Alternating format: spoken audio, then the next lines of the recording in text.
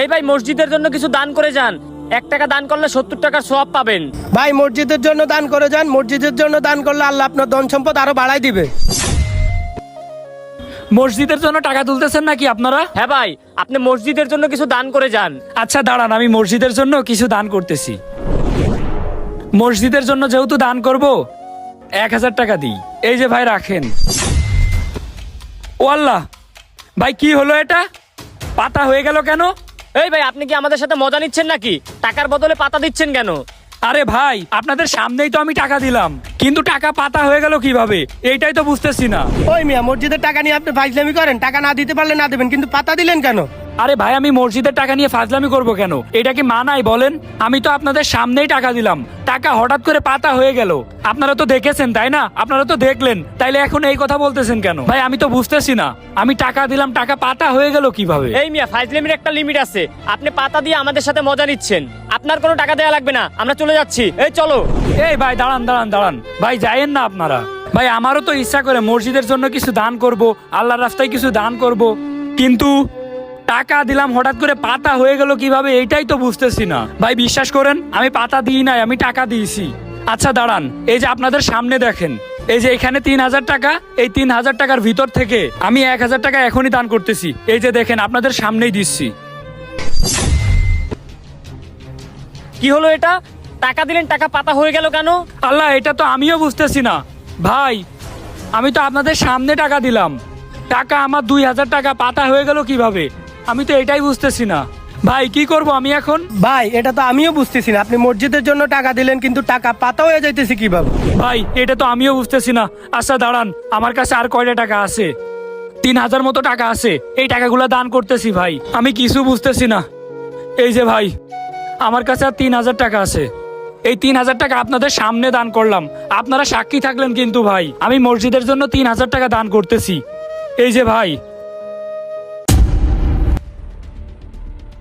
ভাই বুঝলাম না, আপনাদের সামনে তো আমি 3000 টাকা দিলাম, 3000 টাকা 3টা পাতা হয়ে গিয়েছে। ভাই বুঝতেছি না আমার সাথে কি হচ্ছে। আমি তো টাকা দান করতেছি, টাকাগুলা পাতা হয়ে যাচ্ছে কেন? অন্যরাও তো টাকা দান করেছে, তাদেরগুলা তো টাকাই আছে, কিন্তু আমারগুলা পাতা হয়ে যাচ্ছে কেন? ভাই আপনি থাকেন, আমাদের খুব ভয় লাগতেছে। আপনার কোনো টাকা পয়সা দেওয়া লাগবে না। এই সোহাগ ভাই চলো। আল্লাহ, আমার সাথে এগুলা কি হচ্ছে?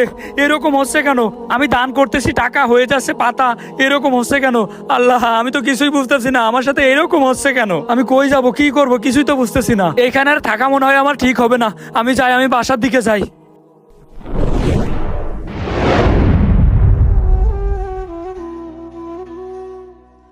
এই দাঁড়া, কি হয়েছে? কই যাস তুই? আমি তো যাচ্ছি বাসার দিকে। কেন, কি হয়েছে? আর আপনি কে? আমি কে সেটা তো জানার দরকার নাই, তুই এগুলা কি করতাছিস? আমি আবার কি করতেছি? আচ্ছা হুজুর মনে হয় জানতে পারে আমার টাকাগুলা পাতা হয়ে যাচ্ছে কেন, শুনে দেখি। আচ্ছা হুজুর, আমার সাথে না একটা কাহিনী হয়েছে, আপনি কি বলতে পারবেন এটা কেন হচ্ছে? কি হয়েছে তোর সাথে? হুজুর, আমি না মসজিদের জন্য আজকে কয়েক হাজার টাকা দান করছিলাম, এই দেখেন সেই টাকাগুলো পাতা হয়ে গিয়েছে। যেই টাকা দিচ্ছি সেই পাতা হয়ে যাচ্ছে, এরকম কেন হচ্ছে হুজুর?